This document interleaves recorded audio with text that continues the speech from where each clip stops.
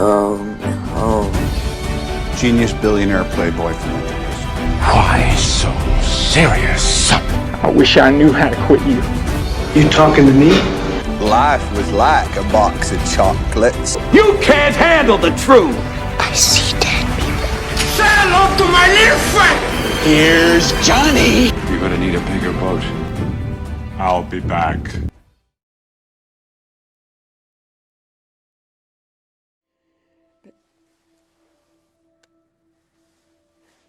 I knew who it was.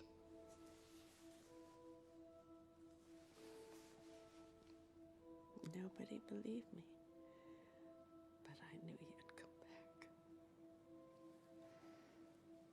How?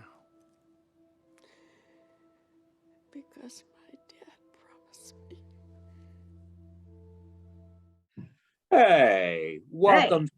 Hey, welcome to a special edition of Picture This film reviews. I almost said movie there. Film reviews. I am Matt, and you guys are Kayla. Dan. Hey. We have no Seth, but you know, such is life. Seth, we did have Seth. Yeah. He chose not to be here, but we'll get into that just a little bit in a little bit. This is our second bonus episode, our first being The Batman. So this was a viewer request. The reason we're doing this as a bonus show is because we are currently in the midst of a animation round and jumping right into a Mother's Day round. So we really don't have time to kind of insert it into the regular rotation. So we're just doing it as a bonus episode. Shout out to my cousin, Logan Williams, who requested this. Actually, I think he requested it in person, if I remember correctly, last time I was in Virginia. And so I had never seen this. And when I told him I had never seen this, he was like, what? And he asked that we review this. So that's what we're here to do. We're here to talk about Interstellar, which I don't even know if I said that at the top of the show. So we're here to talk about Interstellar, everybody. It's a bonus show, so we're not going to do news. We're just going to jump right into Interstellar. So this is the best kind of show really to watch because we're not going to spend a bunch of time rambling. We're just going to get right down to the nitty gritty. So Dan, you're the stats guy. Tell us about Interstellar. All right, guys. So we're here today to talk about this 2014 PG-13 movie with a runtime of 2 hours and 49 minutes. That's kind of pushing into the you gotta go to the bathroom time, especially when you go into the films with Matt. I'm sorry, this is my new scale. I'm going to add to every episode, by the way. This movie, just from the top, I want to say actually won one Oscar. So great for it. Directed by Christopher Nolan, written by Jonathan Nolan and Christopher Nolan. Ooh. Huh, I wonder if those guys are related. What do you think? That's weird. We're talking about Earth's future has been riddled by disasters, famines, and droughts. There's only one way to ensure mankind's survival: interstellar travel. Bum, bum, bum. A newly discovered wormhole in the far reaches of our solar system allows a team of astronauts to go where no man has gone before. A planet that might have the right environment to sustain human life other than Earth. As far as this movie goes, lost my stats there. This had a budget of $165 million. No way. Yes, and you know how much it grossed in the U.S. and Canada? You're about to find out. $188 million. Wow. So that doesn't really seem like a lot, but worldwide, $701 million. So guess what, guys? It may have not done like crazy in the US, but it sure as heck got the money back and then some worldwide. So awesome job for it. We're looking at performances by Matthew McConaughey, my favorite actor, Anne Hathaway, Jessica Chastain, Mackenzie Foy, Ellen Burstyn, John Lithgow, Timothy Chalamet. Not Chalamet. I gotta mess his name up, guys, because these two love him, and I just gotta mess with him. let's see, David. This one I will mess up. Wilau, I'm not sure. Colette Wolf, Francis McCarthy, Bill Irwin, and many, many, many more names. You didn't mention Michael Caine. Oh, Like, that's a big name. that's rough, but yes, Michael Caine is in this as well. Yes, give him credit. He's literally the next name on the list that I cut off. I don't know why he didn't get rated high. I'm sorry, Mr. Michael Caine, Professor Brand, Sir Michael Caine. He's gonna back me Correct. with Caine. So he might come after me with a sword, send the king's or queen's army after me. I don't know, but yeah, really excited to talk about this movie. And I'm gonna kick it back over to you, our host, Mr. Matthew. Oh, the ratings. I'm so sorry. Oh my God, this bonus episode is just like, whoa. I gotta tell you what, if you're not excited and enthralled by this, Logan, like, got no news for you. This got an 8.7 out of 10 on IMDb, a 72% on Rotten Tomatoes, a 4 out of 5 on Facebook, and guess what, guys? 94% of people who watch this like this, who are Google users. So a lot of good stuff here, man. Just and now for real now, I'm gonna kick it back over to you, Matt. Okay. This was the first time, as I mentioned, ever watching this. I had not seen this before, and it's not because I didn't. Yeah, I had never seen this before. And it's not because I had anything against it. I had always intended to see it. I just never got around to it. This was, I think, the first movie Nolan did, correct me if I'm wrong, after The Dark Knight Rises, after his little Batman. What year was The Dark Knight Rises? 2012? 2012. This was 2014, right? Probably. Yeah. When was Inception? Was Inception in there? Inception was 2010 or 2011. Okay. So that was in between the Batman stuff. So this was the first movie post Batman. And because up until then, I was Nolan everything. Like everything he put out, I was there. And this was going to be no different, but I don't remember the circumstances, but I didn't get to go to the theater and watch it. And it just kind of slid past me, and it's been sliding ever since. So almost 10 years later, 8 years later, we are, I just now finally got to watch it. So shout out again to Logan, because I've really enjoyed this movie. As I've mentioned before in other episodes, sci-fi movies don't do it for me, but this isn't really that. This is a space movie. Space movies have always kind of done it for me. Growing up as a kid, I enjoyed Apollo 13 and, of course, Armageddon. Shout out Bruce Willis. Those were some of my favorite movies growing up. Apollo 13 is kind of more of like a drama. So it wasn't something that a normal kid would be watching, but I always liked it because I liked hearing Tom Hanks say, "Houston, we have a problem." And we learned about it in school. So it's like, oh, this is a movie about what we're learning about. Matthew McConaughey was phenomenal in this. I've not seen too many Matthew McConaughey movies. In real life, he's a person who I feel like I would get along great with. He seems like a really cool guy. As an actor, I haven't watched a lot of his work. I've seen a few things, so I can't really say I like or dislike him. He's just kind of there. He was phenomenal in this. This movie had me hooked almost from the first couple minutes. And I knew I was going to like it. It was also devastating for me at times. It completely wrecked me at times. Specifically when he's watching the video of his son, when he's up in space and he's watching the video of his son, Timothy Chalamet, talking about finding a girl that's the one.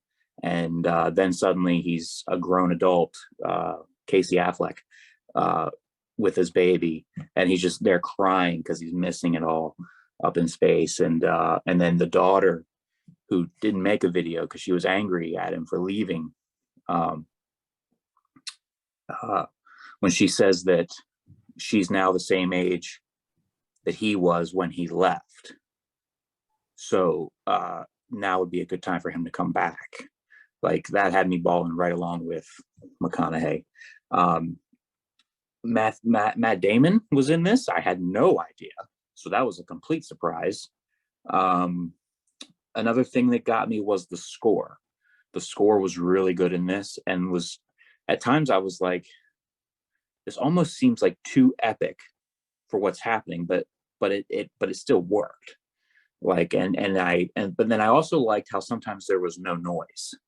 Like things would be blowing up and there would be no sound. And I don't know if that was I don't know. Go ahead.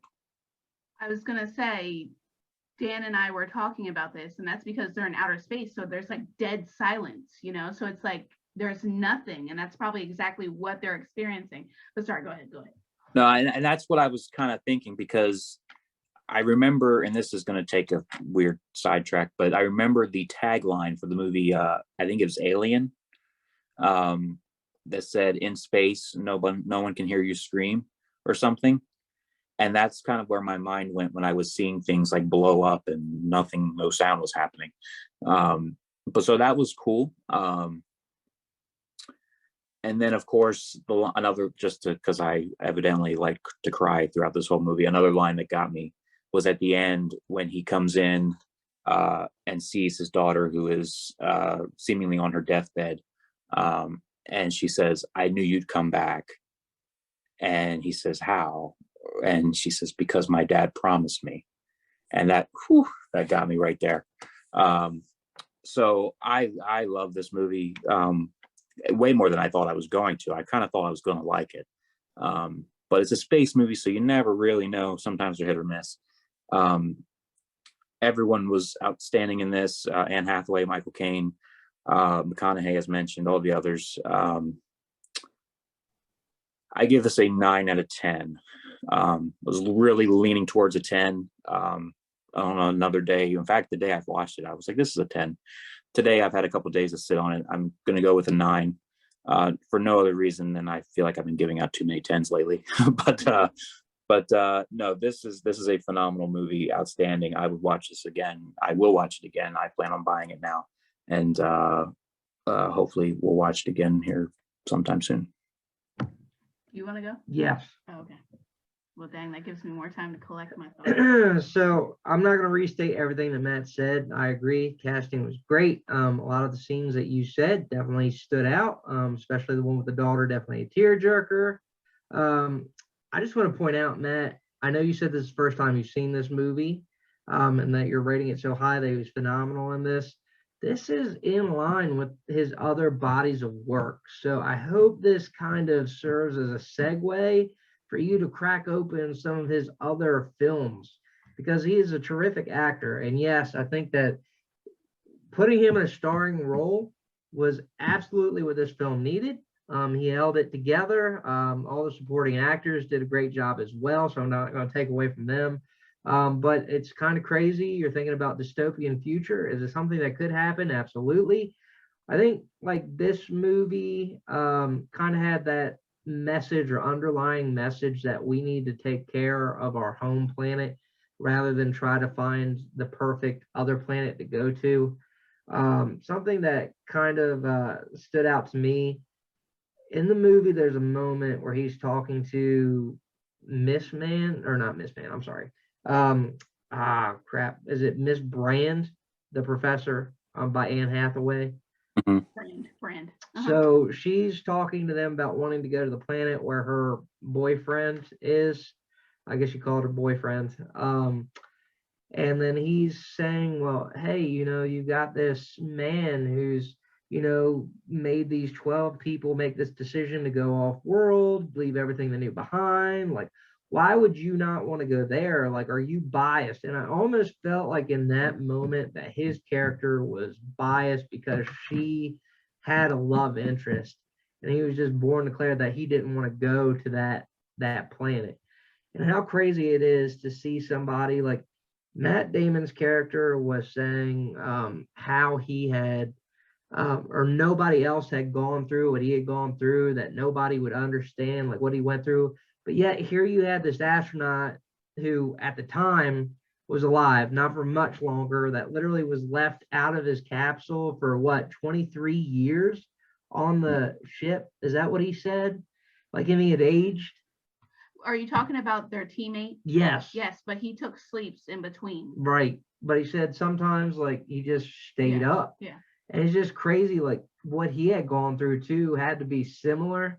And just that this man was willing to kill to get his way off the planet rather than, try to figure out a way to go back with him. Because I think in the end, he was ultimately looking to save face, which is crazy because I wish we could have seen more of his progression, because you'd see somebody that's like top tier, inspiring to people, willing to, risk himself for the good of mankind to ultimately say, okay, I'm gonna lie about, this planet being good so people come rescue me, potentially put humankind like on the back burner and all that good stuff.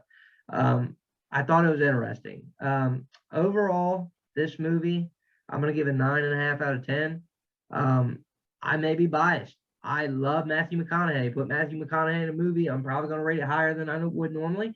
But this particular movie, just the concept of how humanity advances to a point where they can make you interact with a 5-dimensional thing of memories, like all that was just so cool. And it's something that you see out of a lot of this director's, Christopher Nolan's films.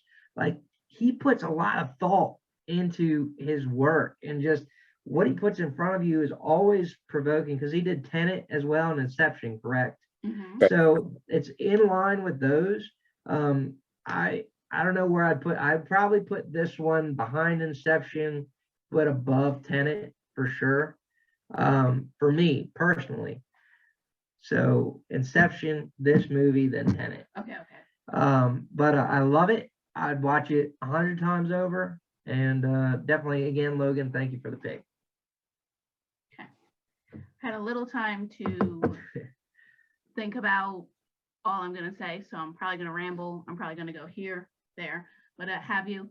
I would put this in front of Inception. I love Inception. I love Interstellar. Thank you, Logan, so much, because any opportunity I get to watch this movie, I will surely and definitely watch it through and through. You said the runtime was 2 hours and 49 minutes. This is one movie, and I've complained about runtimes before. This is one movie that, oh my God, I don't even realize it's 2 hours and 49 minutes, because literally I'm engrossed in this film from start to finish. And I freaking love this freaking movie. It is on my top 10. I think it's like number 7 on my top 10. From the first time I've watched this movie to this last time, it's going to stay on my top 10. I can't say enough about this movie. Okay, I'm trying to think about my thoughts. Christopher Nolan, like Dan has said, does a fantastic job of finding little details and making them into a perfect whole. From the film, from the cinematic view, from a score view, from the acting, from the backdrops, everything comes together collectively as a masterpiece. The one film that I have seen of Christopher Nolan's that is, gets lost is Tenet, but every other film, as a whole, is so well thought and beautifully done. I love Christopher Nolan. I don't know who his brother is. I didn't know he wrote this, but wow, to put together a movie from start to finish with the cast. Okay, I'm going on. I'm rambling. I'm trying to think. I love Matthew McConaughey in this. I love the idea of TARS, and that TARS became a friend to Cooper, and that is the best thing to see TARS and to TARS being rebuilt on that where Cooper is at the end, because it kind of is it's nice to know that Cooper ultimately had something from Earth, that transcended into that, and their whole communication where they're both falling into that kind of 4th, 5th dimension kind of thing, and they're trying to keep in touch with each other, and they're asking each other questions back and forth. He's actually having the AI is actually asking Cooper questions, and they're trying to figure out this problem together. And that is so absolutely beautiful. And it, I don't know, I had so many thoughts and I don't, okay, there is one thing. You have this Matt Damon character who you love to hate. And you see Matt Damon come on your screen, because the first time I watched this too, I was like, oh my freaking God, Matt Damon. Like, dude, this is an astronaut that they're gonna go save, and it's Matt Damon, but then he turns out to be a total douche. But you gotta think about it. He's a man who's been stuck, by himself. And you're saying like, oh, he's this psycho, blah, blah, blah. I mean, you got to think about what isolation does to a person, what hunger, what fear, what all of that will do to a person. Because when they wake him up, he literally says, you bet on a dead man. Like, you woke me up from death. Like, I was dead when I went to sleep. And Matt Damon is truly one of those little gems in this movie too, that, he's not in it for long, but he plays a great character. And he said something that every time I watch this movie and every time I watch a Nolan film, and like I said before, the little details, you catch on to something each time. Same with Inception. Like, I've watched Inception 20 freaking times. I'm like, oh dude, I never realized that. I never really saw that key detail in the back, who's in the corner in a window. But this, I didn't hear what Dr. Mann or Matt Damon had said, and it's a little long quote, but this really resonated with me this time. And I was like, yes, dude. So he said, you never would have come here unless you believed you were going to save them. Evolution has yet to transcend that simple barrier. We can care deeply, selflessly about those we know, but that empathy rarely extends beyond our line of sight. And I was like, yes. I was like, that is the thing now. And that should be the message of this whole entire movie, is that Cooper was doing it to save his family. That was his ultimate goal. Brand was doing it to extend science, to have that recognition be followed with her name. But none of these people were doing it for ultimately the whole of humanity. We rarely see or are able to relate to things that aren't directed or directly related to us. And that's the thing, with things going on around us now, we should always be empathetic. And that is the message that I got from this movie, watching it this time, is that, we need to look at it as a whole. We need to care as a whole, not just what is in our vision. And I love that. And that, I can't get over how many times I will watch this film moving forward. I love Matthew McConaughey, like Dan does. Everything I've seen him in, he's been phenomenal. This movie included. Shout out to young Timothy Chalamet, because he was just he was just a little baby in here. And, we got the little swaggy, drippy Timothy Chalamet now. So it's beautiful to see baby Chalamet. And then we got baby Mackenzie Foy in there. You have these big names attached to this cast, and every single one of them brings their A game. And this movie is top tier, top Nolan, a work of freaking art, a masterpiece. I love this film. Thank you, Logan. Thank you 1,000 times. When you said you suggested this film, I was like, frick yeah. I was like, I get to watch Toy Story, but then I get to watch Interstellar. Hell yeah. Anyway, Interstellar gets a freaking 1,000 out of 10 for me, but it will be a 10 out of 10 for me. Fantastic. Chef's kiss. There you go, Mr. Logan. Chef's kiss. Oh, you're on mute, Kayla. Oh, I'm on mute. Sorry. Logan, actually, I'd really like to know your thoughts and opinions on this. Does he like this movie? Is that why he recommended I would assume it? Or? He recommended it. I would assume he must. But yeah, Logan, let us know. Okay. Yeah, please. Or shoot me a text. Let us know. But thank you for recommending this. Those of you who aren't Logan that are watching this, I hope you enjoyed this movie as well. I hope, let us know what you think in the comments. I'll leave a comment below. if you like this movie, if you hate this movie, let us know. If you hate this movie, I don't know how anyone could really hate this movie. But go We ahead. have to put Seth's 8 out of 10 on there somewhere. Oh yes, I forgot to even cover that. Yeah, Seth didn't have time to watch this. He said he'd seen it before, but hadn't seen it recently, so he didn't feel right reviewing it, giving it a fair review. So he said that he gives it about an 8 out of 10 from what he remembers. So with that, any last words on Interstellar? No, it just typically, like Nolan films, the score and everything else is top notch. I mean, I'd say that everything on this movie was just all right, all right, all right. like there's got to be so much, yeah. There's got to be so much detail and time and consideration to knock out every single like specific thing about this movie, like the script, the cinematography, the score, like all of it. It just blows my mind that someone's able to, encapsulate all of that and put out something like this. That it just blows my mind how phenomenal of a director he is. Like every time I watch something. Have you ever seen Tenet, Matt? I have not. That's the only Nolan movie that I haven't seen. It was this and Tenet, but now Tenet's the only one I haven't seen.